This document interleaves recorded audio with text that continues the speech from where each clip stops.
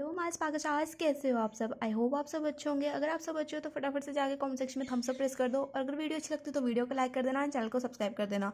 So I am your maths educator and you living दीदू। Welcome to all of you in your channel brilliant classes. So guys, आज हम पढ़ने वाले हैं class 12 maths के chapter number 10 vector algebra की exercise 10.2। So exercise 10.2 का question number 1 है हमारे पास, compute the magnitude of the following vectors, जिसमें हमें ए वेक्टर गिवन है, बी वेक्टर गिवन है और सी वेक्टर गिवन है। हमें क्या करना है, इन सभी की क्या निकालना है, मैग्नीट्यूड निकालना है। तो मैग्नीट्यूड निकालने के लिए पहले हम क्या करेंगे, मैंने यहाँ पे बनाया मॉडुलस ऑफ ए वेक्टर, मैंने मोड लगा दिया ए वेक्टर क्या लूँगा। अब मैं क्या करूँगी, जो आई जे और के साथ में जो इनके नंबर्स है, जो इनके कंपोनेंट्स है, जैसे एक्स वाई और जेड जो कंपोनेंट्स होते हैं ना, तो यहाँ पर क्या है 1 1 और 1 है, तो इनका हम कर देंगे स्क्वायर। तो यहाँ पर लिख दूंगी 1 का स्क्वायर प्लस में 1 का स्क्वायर प्लस में 1 का स्क्वायर। तो 1 का स्क्वायर क्या होता है, 1 ही होता है, तो यहाँ पर भी 1 हो जाएगा, यहाँ पे 1 और यहाँ पे 1, तो 1 + 1 + 1 हो जाएगा 3, तो आ जाएगा हमारे पास √3। तो ये मेरे पास आ गया मैग्नीट्यूड ऑफ ए वेक्टर। अब अगर मैं निकालूँ मैग्नीट्यूड ऑफ बी वेक्टर, तो मैग्नीट्यूड ऑफ बी वेक्टर क्या होगा, पहले हम रूट लगाएंगे, यहाँ पर अब कर देंगे 2 का स्क्वायर, फिर प्लस का साइन, माइनस के 7 का स्क्वायर, फिर प्लस का साइन, माइनस के 3 का स्क्वायर। तो 2 का स्क्वायर क्या होता है, 2 का स्क्वायर होता है 4, 7 माइनस के 7 का स्क्वायर होगा 49 और वो होगा प्लस का, ठीक है। ये माइनस जो है कैंसिल हो जाएगा, ऐसे ही यहाँ पर ये माइनस स्क्वायर से कैंसिल हो जाएगा, 3 का स्क्वायर हो जाएगा 9, यहाँ पे आ जाएगा 9, आ जाएगा रूट के अंदर, ठीक है। अब इनको प्लस कर दो, तो magnitude of B vector is equals to 49 + 4 plus में 9, 49 + 9 ये हो जाएगा 62, और ये जो हमारे पास रूट का साइन था वो एज इट इज़ आ जाएगा, ठीक है। तो यहाँ पर हमारे पास मैग्नीट्यूड ऑफ बी वेक्टर भी आ गया। अब हम निकालेंगे मैग्नीट्यूड ऑफ सी वेक्टर। तो magnitude of C vector is equals to 1/√3 का स्क्वायर करेंगे, पहले इसको रूट के अंदर लिख दो। अब लिखो 1/√3 का स्क्वायर प्लस में 1/√3 का स्क्वायर प्लस में माइनस के 1/√3 का square. So C vector is equals to हो जाएगा √3 का स्क्वायर, 1 का स्क्वायर तो 1 ही रहेगा, √3 का स्क्वायर हो जाएगा, स्क्वायर से रूट कैंसिल, हमारे पास आ जाएगा यहाँ पर 3, प्लस में ऐसे स्क्वायर से रूट कैंसिल हो जाएगा 1/3, फिर यहाँ पर प्लस का साइन, -1 का स्क्वायर हो जाएगा +1, है ना, और √3 का स्क्वायर, तो स्क्वायर से रूट कैंसिल, हमारे पास आ जाएगा 3। अब इनका हम ले लेंगे एलसीएम, तो इनका एलसीएम ले लो। तो सी वेक्टर इज इक्वल्स टू, इनका एलसीएम आ जाएगा 3, हमारे पास आ जाएगा 1 + 1 + 1, तो ये हो जाएगा 3/3, और ये कटेगा 1 टाइम, तो हमारे पास आ जाएगा √1, और √1 को हम 1 भी लिख सकते हैं। तो हमारे पास आ गया मैग्नीट्यूड ऑफ सी वेक्टर। तो यहाँ पर हमारा क्वेश्चन नंबर 1 जो है कंप्लीट होता है। सो क्वेश्चन नंबर 2 हमें गिवन है, right 2 different vectors having same magnitude. हमें क्या करना है, 2 डिफरेंट वेक्टर्स लिखने हैं जिनका मैग्नीट्यूड क्या हो, सेम हो। तो मैं यहाँ पर लिख रही हूँ 2i प्लस में 3j प्लस में k। इसको मैंने मान लिया कि ये क्या है, ए वेक्टर है। और दूसरा वेक्टर मैं लिख रही हूँ बी वेक्टर, ये मैंने ले लिया 3i प्लस में 2j प्लस में k। अगर हम इनका मैग्नीट्यूड निकालें, मतलब अगर हम निकालें मॉडुलस ऑफ ए वेक्टर, तो यहाँ पर क्या हो जाएगा, रूट के अंदर आ जाएगा 2 का स्क्वायर प्लस में 3 का स्क्वायर प्लस में यहाँ पर क्या है, यहाँ पर है 1, इसके मल्टीप्लिकेशन में 1 है ना, यहाँ पे आ जाएगा 1 का स्क्वायर। और इस साइड पे अगर हम निकालें मैग्नीट्यूड ऑफ बी वेक्टर, तो आ जाएगा 3 का स्क्वायर प्लस में 2 का स्क्वायर प्लस में 1 का स्क्वायर। तो इसको जब हम सॉल्व करेंगे तो हमारे पास आएगा √14, और इधर भी आएगा √14। तो मैंने क्या बोला था, हमें क्या बोला गया था कि हमें क्या करना है, ऐसे 2 वेक्टर्स लिखने जिनका मैग्नीट्यूड सेम हो। तो यहाँ पर हमने 2 वेक्टर्स लिख दिए जिनका मैग्नीट्यूड क्या है, सेम है। तो ये आपको करके नहीं देखना, आपको बस ये जो 2 एग्जाम्पल्स है यही लिखने हैं, ठीक है। यहाँ पर हमारा क्वेश्चन नंबर 2 भी कंप्लीट होता है। अब हम देखेंगे question number. So question number 3 हमें गिवन है, right 2 different vectors having same direction. हमें 2 डिफरेंट वेक्टर्स लिखने हैं जिनकी डायरेक्शन क्या हो, सेम हो।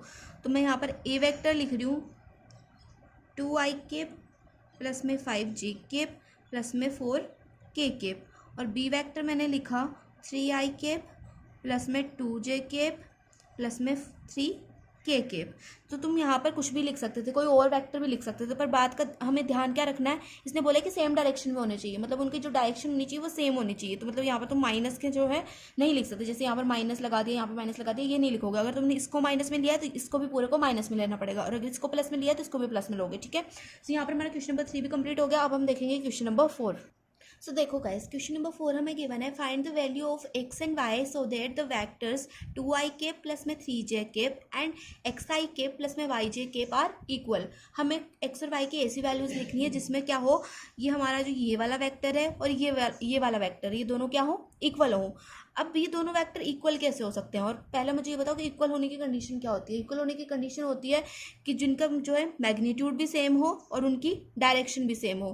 तो इनका मैग्नीट्यूड कब सेम होगा, जब यही डिजिट्स क्या होंगी, ये होंगी, मतलब x इज इक्वल टू 2 होगा और जब y इज इक्वल टू 3 होगा, तभी क्या होंगे, ये दोनों वेक्टर्स क्या होंगे, इक्वल होंगे। ठीक है, तो यहाँ पर हमारा क्वेश्चन नंबर 4 भी कंप्लीट होता है। अब हम देखेंगे क्वेश्चन नंबर 5।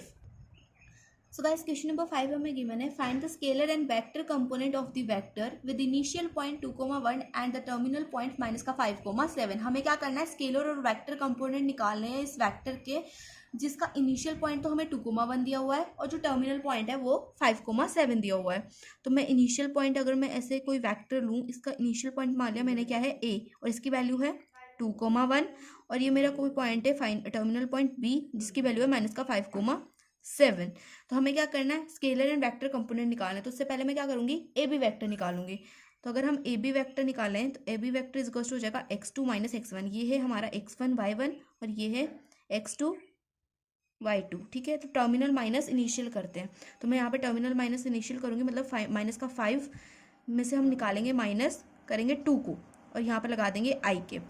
ठीक है, फिर 7 में से माइनस करेंगे, यहाँ पे प्लस साइन लगाएंगे, और 7 में से माइनस करेंगे 1 को, और यहाँ पे लगा देंगे j केप। ठीक है, तो ए बी वैक्टर आ जाएगा मेरे पास -5 -2, ये हो जाएगा प्लस, और ये माइनस का साइन एज इट इज रहेगा, ये हो जाएगा -7 i केप, प्लस में 7 - 1 हो जाएगा 6, ये हो जाएगा 6 j केप। तो मेरे पास ए बी वैक्टर आ गया -7i प्लस में 6j। अब मुझे क्या चाहिए, स्केलर वेक्टर चाहिए, मतलब स्केलर कंपोनेंट चाहिए। तो हम निकालेंगे स्केलर कंपोनेंट। तो स्केलर कंपोनेंट कुछ बड़ी सी चीज़ नहीं होती है, पता क्या होता है, स्केलर कंपोनेंट में हम क्या करेंगे, आई और जे के जो सामने वाले हैं, मतलब जो इनके कंपोनेंट्स हैं, उनको लिख देंगे, आई और जे को नहीं लिखेंगे। तो -7 और 6 क्या हो जाएगा, यहाँ पर स्केलर कंपोनेंट हो जाएगा। अब अगर मुझे निकालना है वेक्टर कंपोनेंट, तो वेक्टर कंपोनेंट क्या हो जाएगा, वेक्टर कंपोनेंट हो जाएगा, ये देखो, ये आई और जे को भी साथ में लिख देंगे। तो यहाँ पर आ जाएगा -7i और यहाँ पर आ जाएगा 6j, ये हो जाएंगे हमारे वेक्टर कंपोनेंट। तो यहाँ पर हमारा क्वेश्चन नंबर 5 जो है कंप्लीट होता है। अब हम देखेंगे क्वेश्चन नंबर 6। सो गाइस देखो, क्वेश्चन नंबर 6 देखते हैं। तो क्वेश्चन नंबर 6 हमें गिवन है, find the sum of the vector A vector B vector and C vector. हमें क्या करना है, इनका सम निकालना है, मतलब सम ऑफ वेक्टर निकालना है। तो सम ऑफ वेक्टर कैसे करेंगे, a vector plus B vector plus c vector निकाल देंगे। तो यहाँ पर ए वेक्टर देखो, अब आई के कंपोनेंट में क्या है, 1 है ना, और यहाँ पर आई के कंपोनेंट में क्या है, -2, और यहाँ पर आई के कंपोनेंट में है 1। ठीक है, तो 1 + 1 हो जाएगा 2, 2 और -2, 2 - 2 क्या हो जाएगा, 0। तो यहाँ पर आ जाएगा 0i। अब यहाँ पर जे के कंपोनेंट में -2 है, यहाँ पर जे के कंपोनेंट में 4 है, और यहाँ पे जे के कंपोनेंट में है -6। तो -6 -2 ये दोनों ऐड हो जाएंगे। तो यहाँ पर आ जाएगा -8 प्लस में ये वाला 4 है ना, तो -8 प्लस का 4 हो जाएगा हमारे पास -4, और साथ में लगा देंगे जे के। अब के कंपोनेंट में देखो, तो के साथ में हमारे पास यहाँ पे 1 है, यहाँ पर 5 है, और यहाँ पर है -7। तो 5 और ये 1 6 हो जाएंगे, और 6 - 7, तो यहाँ पर आ जाएगा 6 - 7 कितना होगा, -1। यहाँ पर आ जाएगा -1, और यहाँ पर कंपोनेंट में लगा देंगे के केप। तो ये आ गया हमारे पास सम ऑफ वेक्टर्स। तो यहाँ पर क्वेश्चन नंबर 6 भी कंप्लीट होता है। अब हम देखेंगे क्वेश्चन नंबर 7। तो देखो यार, क्वेश्चन नंबर 7 हमें गिवन है, find the unit vector in the direction of the vector A vector हमें गिवन है। हमें क्या निकालना है भाई, यूनिट वेक्टर निकालना है। तो यूनिट वेक्टर को हम डिनोट कैसे करते हैं, यूनिट वेक्टर को हम डिनोट करते थे ए केप से, है ना। तो ए केप इज इक्वल टू क्या होता था, ए केप इज इक्वल टू होता था ए वेक्टर अपॉन में मैग्नीट्यूड ऑफ ए वेक्टर। तो पहले तो मुझे चाहिए मैग्नीट्यूड ऑफ ए वेक्टर, तो मैग्नीट्यूड ऑफ ए वेक्टर निकाल लेते हैं। तो पहले मैं निकालूँ मैग्नीट्यूड ऑफ ए वेक्टर। तो मैग्नीट्यूड कैसे निकालते हैं हम वेक्टर्स का, ये जो आई जे और के साथ में जो मल्टीप्लिकेशन में होते हैं उनको क्या कर देते हैं, हम स्क्वायर कर देते हैं। तो यहाँ पर आई के साथ में 1 है तो 1 का स्क्वायर, जे के साथ में 1 है तो यहाँ पर भी 1 का स्क्वायर, और के साथ में 2 तो यहाँ पर जगह 2 का स्क्वायर। तो मैग्नीट्यूड ऑफ ए वेक्टर हो जाएगा, 1 का स्क्वायर क्या होता है, 1 होता है, 1 का स्क्वायर यहाँ पर भी 1 हो जाएगा, 2 का स्क्वायर हो जाता है 4। तो 4 और 2 ये हो जाएगा 6। तो मैग्नीट्यूड ऑफ ए वेक्टर आ गया मेरे पास √6। ठीक है, तो यहाँ पर बस क्या करना है, वैल्यू को पुट कर देना। तो ए केप इज आ जाएगा ए वेक्टर, तो ए वेक्टर ये लिख देंगे डायरेक्ट, यहाँ पर आ जाएगा i cap plus j cap plus में 2 के केप, और ये मैग्नीट्यूड ऑफ ए वेक्टर की जगह पे लिख देंगे √6। क्या करेंगे, इस √6 को जो है इन सब के नीचे अलग अलग करके लिख देंगे। तो यहाँ पर ए केप इज टू आ जाएगा हमारे पास 1/√6 इंटू में आई केप प्लस में 1/√6 इंटू में जे केप प्लस में 2/√6 इंटू में के केप। तो यहाँ पर आ गया हमारे पास यूनिट वेक्टर ऑफ ए। ठीक है, तो यहाँ पर हमारा क्वेश्चन नंबर 7 भी कंप्लीट होता है। अब हम देखेंगे क्वेश्चन नंबर, तो देखो क्वेश्चन नंबर 8 मुझे गिवन है, find the unit vector in the direction of P Q vector where P and Q are the points 1 2 3 and 4 5 6 respectively. हमें क्या करना है, यूनिट वेक्टर निकालना है किसके डायरेक्शन में, पी क्यू वेक्टर के डायरेक्शन में। तो पहले तो क्या कर लेते हैं, पी क्यू वेक्टर को लिख लेते हैं। तो पहले मैं लिख रही हूँ यहाँ पर पी क्यू वेक्टर। तो पी क्यू वेक्टर कैसे निकालेंगे, देखो ये मैंने कोई पॉइंट ले लिया पी, ये मैंने कोई पॉइंट ले लिया क्यू, पी के जो कोफिशिएंट्स है हमारे पास वो है 1 2 3 और इसके हैं 4 5 6। अब मुझे निकालना है पी क्यू वेक्टर। तो पी क्यू वेक्टर निकालने के लिए क्या करेंगे, टर्मिनल माइनस इनिशियल, वही फॉर्मूला लगा देंगे। तो 4 - 1 4 - 1 हो जाएगा 3, साथ में लगा देंगे आई केप प्लस में 5 - 2 5 - 2 होता है 3 प्लस साथ में लगा देंगे जे केप। फिर 6 - 3 6 - 3 होता है 3, साथ में लगा देंगे के केप। ये आ गया भाई हमारे पास पी क्यू वेक्टर। अब पी क्यू वेक्टर आ गया तो मैं इसका क्या करूंगी, अब यूनिट वेक्टर निकालूंगी। तो पी क्यू वेक्टर का यूनिट वेक्टर क्या हो जाएगा, पी क्यू वेक्टर का यूनिट वेक्टर हो जाएगा पी क्यू वेक्टर अपॉन में magnitude of P Q vector. तो पहले मुझे चाहिए मैग्नीट्यूड, तो मैग्नीट्यूड निकाल लेंगे यार, मैग्नीट्यूड निकालना कौन सी बड़ी बात है। तो magnitude of P Q vector हो जाएगा, रूट के अंदर लिखो और इन सभी का क्या कर दो, स्क्वायर कर दो। मतलब 3 का स्क्वायर प्लस में 3 का स्क्वायर प्लस में 3 का स्क्वायर। तो 3 का स्क्वायर क्या होता है, 9 होता है ना। तो 9 यहाँ पर आ जाएगा 9 + 9 + 9। तो 9 + 9 + 9 क्या होता है, √27। और √27 को हम क्या लिख सकते हैं, √27 को हम लिख सकते हैं 3√3। ठीक है, सो पी क्यू वैक्टर मतलब magnitude of P Q vector आ गया हमारे पास 3√3।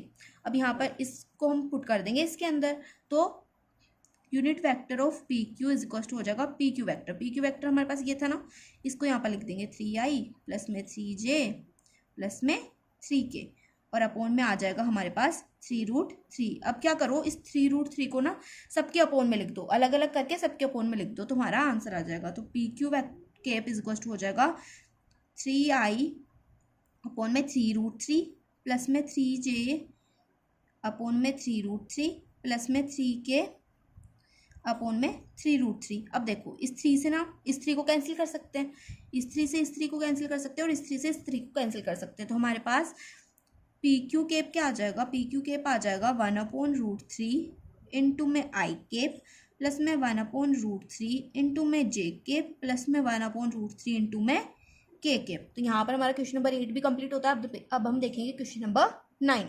नंबर 9 हमें गिवन है, for given vectors A vector and B vector find the unit vector in the direction of the vector A vector plus B vector. तो इस पूरी remind का मतलब पता क्या है, इसका मतलब है कि हमें क्या करना है, यूनिट वेक्टर निकालना है ए वेक्टर प्लस बी वेक्टर का, बस इतना सा मतलब था। ए वेक्टर प्लस बी वेक्टर का हमें निकालना है भाई यूनिट वेक्टर। तो इसके लिए हम क्या करेंगे, पहले तो हम निकालेंगे ए वेक्टर प्लस बी वेक्टर, क्योंकि हमें तो ए वेक्टर और बी वेक्टर गिवन है ना। अब इनका एडिशन भी तो करना पड़ेगा, तो एडिशन के लिए हम क्या निकालेंगे, ए वेक्टर प्लस बी वेक्टर निकालेंगे। तो ए वेक्टर और बी वेक्टर को ऐड कर दो। तो यहाँ पर आई के साथ आई वाले को आई वाले के साथ ऐड करना है, जे वाले को जे वाले के साथ और के वाले को के वाले के साथ, ऐसे ही ऐड करना है। ठीक है, ऐसे नहीं करना कि तुम जे वाले को आई के साथ कर रहे हो, के वाले को तुम जे के साथ कर रहे हो, ऐसे ऐड नहीं करना। ठीक है, तो 2i को जब हम -1 के साथ -1i के साथ ऐड करेंगे तो हमारे पास आ जाएगा -2 में से 1 जाएगा तो कितना बचेगा, 1 बचेगा। तो यहाँ पर आ जाएगा आई केप और माइनस का 1 है, यहाँ पर प्लस का 1 है, तो माइनस का 1 प्लस का 1 0, तो यहाँ पर आ जाएगा 0 जे केप है ना। और 2k केप है और यहाँ पर -1k केप है, तो 2 में से 1 जाएगा तो हमारे पास बचेगा 1, तो यहाँ पर आ जाएगा प्लस में k केप। ठीक है, तो a vector plus B vector आ गया हमारे पास आई केप प्लस में के केप, क्योंकि 0 जे केप को हम 0 भी मान सकते हैं, 0 से मल्टीप्लाई होगा तो 0 हो जाएगा ना। तो आई केप प्लस के केप आ गया हमारे पास ए वेक्टर प्लस बी वेक्टर। अब हम मुझे निकालना है ए वेक्टर प्लस बी वेक्टर का यूनिट वेक्टर, तो इसके लिए मुझे पहले मैग्नीट्यूड भी चाहिए होगा, तो मैग्नीट्यूड निकाल लेते हैं। तो a vector plus B vector का तुम निकाल दो मैग्नीट्यूड। तो अगर हम इसका मैग्नीट्यूड निकालें तो क्या करेंगे, आई के साथ वाले का स्क्वायर करेंगे, मतलब आई के साथ में क्या है यहाँ पर 1 है, तो 1 का स्क्वायर, और फिर के साथ वाले का स्क्वायर करेंगे, तो यहाँ पर के साथ में है 1, तो यहाँ पे जगह 1 का स्क्वायर, तो 1 का स्क्वायर प्लस 1 का स्क्वायर, तो यहाँ पे जगह √2 1 प्लस 1 का स्क्वायर भी 1 होगा और 1 का स्क्वायर भी 1 होगा, तो 1 प्लस 1 2 हो जाएगा, तो यहाँ पे आ जाएगा √2, है ना। तो मैग्नीट्यूड भी मेरे पास आ गया। अब मुझे निकालना है unit vector of A vector plus B vector. तो unit vector of A vector plus B vector क्या हो जाएगा, a vector plus B vector upon में magnitude of A vector plus B vector. तो a vector plus B vector है हमारा आई cap plus में के कैप, यहाँ से लिया मैंने, ठीक है। और magnitude of A vector plus B vector है हमारे पास √2। तो यहाँ पर हमारे पास इनको क्या करेंगे, √2 को ना इन दोनों के डिवाइड में लिख देंगे अलग अलग करके। तो मेरे पास जो है ए वेक्टर प्लस बी वेक्टर का जो यूनिट वेक्टर आएगा वो आएगा 1/√2 आई कैप प्लस में 1/√2 जे कैप। यहाँ पर मेरा जो क्वेश्चन नंबर 9 है वो हो जाता है कंप्लीट, ठीक है। अब देखते हैं question number 10। So guys question number 10 हमें गिवन है, find a vector in the direction of a vector which has magnitude 8 units. तो इसको समझने के लिए हम क्या करते हैं, लास्ट से समझने की कोशिश करते हैं कि मुझे क्या है, एक वेक्टर गिवन है और उसका मैग्नीट्यूड मुझे गिवन है 8 यूनिट्स, ठीक है। तो मुझे क्या करना है, एक दूसरा वेक्टर निकालना है उसी वेक्टर की डायरेक्शन में। क्या करना है, मुझे दूसरा वेक्टर फाइंड करना है। मुझे एक वेक्टर गिवन है ये और इसके मेरे को मैग्नीट्यूड गिवन है 8 यूनिट्स। अब मुझे क्या चाहिए, दूसरा वेक्टर चाहिए। तो उसको निकालने के लिए हम पहले क्या करेंगे, पहले तो मैं इस वेक्टर को मान लूंगी कि ये वेक्टर क्या है, ए वेक्टर है। तो मैंने इसको ए वेक्टर मान लिया। तो ए वेक्टर इसको हो जाएगा 5i माइनस में जे कैप प्लस में 2k कैप, है ना। अब मैं निकालूंगी इसका मैग्नीट्यूड। तो पहले हम इसका मैग्नीट्यूड निकाल लेते हैं। तो ए वेक्टर का मैग्नीट्यूड हो जाएगा 5 का स्क्वायर, 5 का स्क्वायर होता है 25, माइनस 1 का स्क्वायर हो जाएगा +1 और 2 का स्क्वायर हो जाएगा 4। तो 25 प्लस 1 26, 26 प्लस 4 30। तो मैग्नीट्यूड ऑफ ए वेक्टर आ गया मेरे पास √30। अब हम क्या करेंगे, मेरे पास मैग्नीट्यूड आ गया, मैं निकालूंगी यूनिट वेक्टर। तो यूनिट वेक्टर अगर हम निकालें, ए कैप निकालें, तो ए कैप क्या होता है, ए वेक्टर अपॉन में मैग्नीट्यूड ऑफ ए वेक्टर। तो ए वेक्टर हमारे पास है 5i माइनस में जे प्लस में 2k और मैग्नीट्यूड क्या है मेरे पास √30। अब हम क्या करेंगे, इस √30 को इन सभी के नीचे लिख देंगे। तो यहाँ पर आ जाएगा 5i अपॉन में √30 माइनस में 1/√30 इंटू में जे कैप प्लस में 2/√30 इंटू में के कैप। तो ये आ गया मेरे पास unit vector of a cap, ठीक है। अब मुझे क्या करना है, इसको मैं क्या करूंगी, इसको मैं मल्टीप्लाई कर दूंगी मैग्नीट्यूड के साथ, मतलब 8 के साथ। तो इस ए कैप को हम मल्टीप्लाई कर देंगे 8 के साथ। तो अगर मैं इस ए कैप को मल्टीप्लाई करूँ 8 के साथ, मतलब मैं निकालूँ 8 ए कैप। तो 8 ए कैप क्या हो जाएगा, 8 को अगर हम 5 से मल्टीप्लाई करेंगे तो हो जाएगा 5 8 5 40। यहाँ पर आ जाएगा 40 आई कैप अपॉन में √30। 8 को अगर मैं 1 से मल्टीप्लाई करूँ तो यहाँ पे आ जाएगा 8/√30 इंटू में जे कैप प्लस में 8 2 16। यहाँ पे आ जाएगा 16/√30 इंटू में के कैप। सो यही हो जाएगा हमारा इस क्वेश्चन का आंसर। अब हम देखते हैं question number 11। So guys question number 11 हमें गिवन है, show that the vectors 2i minus 3j plus में 4k and minus 4i plus में 6j माइनस में 8k आर कोलिनियर। हमें क्या करना है, इन दोनों वेक्टर्स को कोलिनियर प्रूव करना है। तो ये दोनों वेक्टर्स को कोलिनियर प्रूव करने के लिए हम क्या करेंगे ना, पहले हम इन दोनों वेक्टर्स के निकाल देंगे DRs, मतलब डायरेक्शन रेशियोज। फिर उन डायरेक्शन रेशियोज को हम क्या करेंगे, प्रोपोर्शनल में लिखेंगे और देखेंगे कि उन सभी का क्या रेशियो क्या आना चाहिए, सेम आना चाहिए। अगर रेशियो सेम आ जाता है तो हम बोल देंगे कि ये जो क्या है, ये दोनों वेक्टर्स है कोलिनियर वेक्टर। तो इसको जो है कॉपी पे सॉल्व करके देखते हैं, क्योंकि मैंने जो बोला है वो तो तुम्हें समझ में आया नहीं होगा। तो देखो हम क्या करेंगे, पहले मैं इसको मान लेती हूँ ए वेक्टर, जिसको मैं ले रही हूँ कि ये क्या है, ए वेक्टर है। तो ए वेक्टर इसको हो जाएगा 2i माइनस में 3j प्लस में 4k और इसको मैंने मान लिया कि ये क्या है, बी वेक्टर। तो बी वेक्टर हो जाएगा माइनस का 4i प्लस में 6j माइनस में 8k, ठीक है। अब क्या करेंगे, हम इसके DRs निकालेंगे। तो DRs ऑफ ए वेक्टर, तो ए वेक्टर के DRs क्या हो जाएंगे, 2 -3 और 4। 2 -3 और 4 क्या हो जाएंगे, इसके DRs हो जाएंगे। मतलब i j और k को छोड़ के जो उसके साथ मल्टीप्लाई में होता है ना, उसको हम बोलते हैं DRs। और बी वेक्टर के DRs क्या हो जाएंगे, DRs ऑफ बी वेक्टर हो जाएंगे -4 6 एंड -8, ठीक है। अब हम क्या करेंगे, अगर मैं इनका रेशियो करूँ, मतलब 2/-4 करूँ is equals to -3/6 is equals to 4/-8। तो इसको जब हम सोल्व करेंगे तो 2 इससे ये कटेगा 2 टाइम्स, 3 से ये कटेगा 2 टाइम्स और 4 से कटेगा 2 टाइम्स, ठीक है। तो यहाँ पर हमारे पास आ जाएगा 1/2, मतलब माइनस का 1/2 इज इक्वल्स टू माइनस का 1/2 इज इक्वल्स टू माइनस का 1/2। अब माइनस का क्यों आया, क्योंकि यहाँ पर माइनस साइन है, यहाँ पर माइनस का 4 था, यहाँ पर माइनस का 3 और ये माइनस, तो माइनस क्या हो जाएंगे, इक्वल हो जाएंगे। तो हम देख पा रहे हैं कि यहाँ पर जो इनका प्रोपोर्शन था, तीनों का ही प्रोपोर्शन क्या था, इक्वल आ गया, है ना। जो तीनों का प्रोपोर्शन था वो इक्वल आ गया। तो हम यहाँ पर लिख देंगे, hence direction ratios of A vector and B vector are proportionally, hence A vector and B vector are collinear. मैंने बोला कि जो इनका डायरेक्शन रेशियो है ए वेक्टर और बी वेक्टर का, वो जो प्रोपोर्शनल था वो प्रोपोर्शनली इक्वल है, इसलिए क्या हो जाएंगे, a vector and B vector collinear हो जाएंगे. सो यहाँ पर हमारा क्वेश्चन नंबर 11 भी कंप्लीट होता है. इसी के साथ इस वीडियो को एंड करते हैं. और अगर आपको वीडियो अच्छी लगी तो वीडियो को लाइक कर देना, चैनल को सब्सक्राइब कर देना और ज़्यादा से ज़्यादा अपने फ्रेंड्स के साथ शेयर कर देना. ठीक है. और कमेंट सेक्शन में मुझे प्लीज़ बताना जो मैंने तुम्हें क्वेश्चन पहले पूछा था. तो मिलता है नेक्स्ट वीडियो में. तब तक के लिए बाय बाय, टेक केयर.